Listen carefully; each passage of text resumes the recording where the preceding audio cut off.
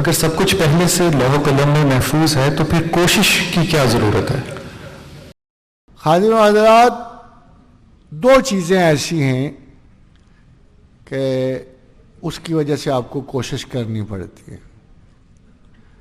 ایک تو یہ کہ امینڈمنٹس ممکن ہے، حالات و واقعات کے ساتھ اس تقدیر عالم میں امینڈمنٹ ممکن ہے، دعا کے ساتھ امینڈمنٹ ممکن. حضور نے فرمایا کہ لوگ جس شخص کے لیے دعا مانگتے ہیں اللہ اس کی زندگی طویل کر دیتا ہے. حضور نے فرمایا کہ ہو سکتا ہے کہ دنیا کی عمر آدھا دن اور بڑھ جائے. پوچھا گیا حضور کتنی، آدھا دن کتنی؟ فرمایا 500 برس.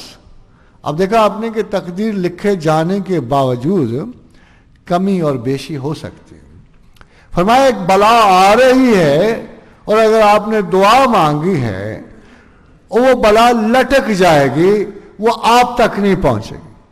جناب شیخ عبد القادر جیلانی نے فرمایا کہ بعض اوقات اللہ میاں ایک بلا کو مثال سے نکال دیتا ہے، بلا تو نہیں، مگر بجائے اسے آپ کے پریکٹیکل وجود سے گزارنے کے آپ کے سائیکک وجود سے گزار دے گا، خواب کی شکل میں گزار دے گا، کوئی اور تصور کی شکل میں گزار دے گا اور وہ آپ سے ٹل جائے گی. اس لیے انسان کا عمل جو ہے، انسان کا عمل خیر جو ہے، وہ اس کے وجود کے حادثات کا تحفظ بن جاتا ہے.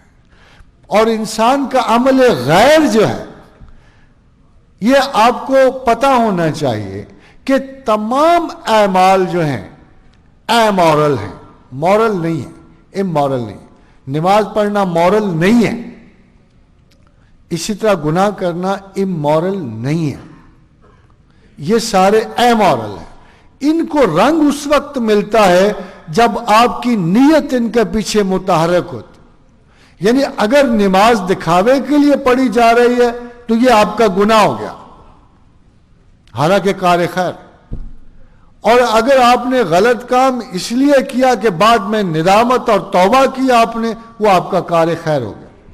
اس لیے اقبال نے کہا کہ گفتہ کہ خیر او نشناسی ہمیں شرست، کہ جب آپ شر میں سے خیر نہ نکال سکیں تو پھر آپ کا اصلی شر. قرآن حکیم میں خیر و شر دونوں کو فتنہ کہا، اللہ نے دونوں کو فتنہ کہا، خالی شر کو فتنہ نہیں کہا، خیر کو بھی فتنہ کہا. یعنی دونوں طرف انسان کی آزمائش ہے، اور خیر میں بڑے فتنے ہیں،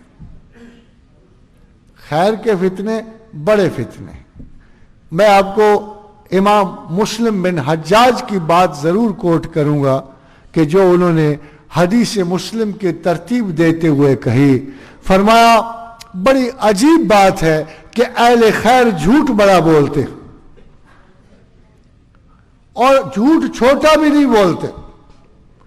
ایک آدمی کی اصلاح کرنی ہے، اس کو کہہ دیں گے رسول اللہ صلی اللہ علیہ وسلم نے فرمایا ہے، حالانکہ وہ حدیث نہیں ہوتی.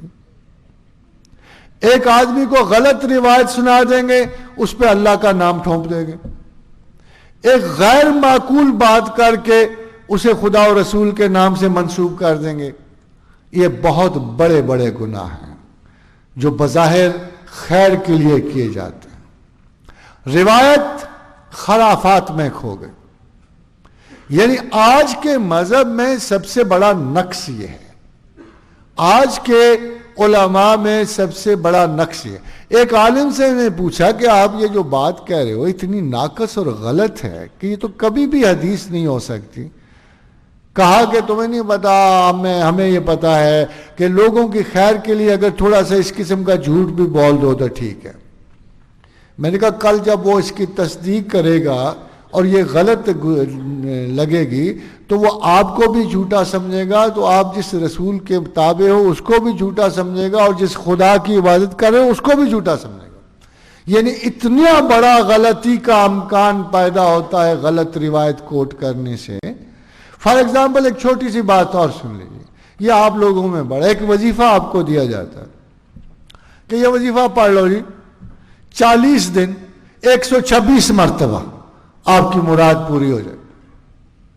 آپ 40 دن 126 مرتبہ پڑھ کے اب مراد پوری ہونے کے انتظار میں ہیں. وہ مراد تو پوری نہیں ہوئی, مزید نامرادی پڑ گئی اوپر. آپ کا اعتبار کس چیز سے اٹھے گا؟ آپ کا اعتبار اس وظیفے سے جو بہرحال کسی نہ کسی قرآنی آیت پہ مشتمل ہو. 40 دن سے اٹھے گا, اس عالم سے اٹھے گا, اس دین سے اٹھے گا, پوری خدائی سے اٹھ جائے. اکثر میں نے لوگوں کو سنا بڑے وظیفے کیے جی, اللہ صلاح کی ہوتا تو میری گال نہ سن لینا, اللہ صلاح ہوتا تو کوئی میری گال سنتا نا, بڑے وظیفے کی. یہ ایک پرابلم ہے, یہ ایک مسئلہ ہے کہ جب آپ عبادات کا رخ ہی صحیح نہیں رکھتے تو اوہام, وساوس اور بے یقینی کے رخ اور بے اعتباری کے رخ کھل جاتے ہیں. اس کے بعد آپ خدا کی بات پہ نہیں اعتبار کرو گے. پورے زمانے میں کوئی جادو کا ماہر ڈھونڈے گے, کوئی آسیب کا ماہر ڈھونڈو گے, کوئی تعویذ کا ماہر ڈھونڈو گے, اور ان سے یہ کام کراتے کراتے دین سے اتنی دور چلے جاؤ گے کہ خدا اور آپ کے درمیان سوائے حجاب کے کچھ باقی نہیں رہے گا.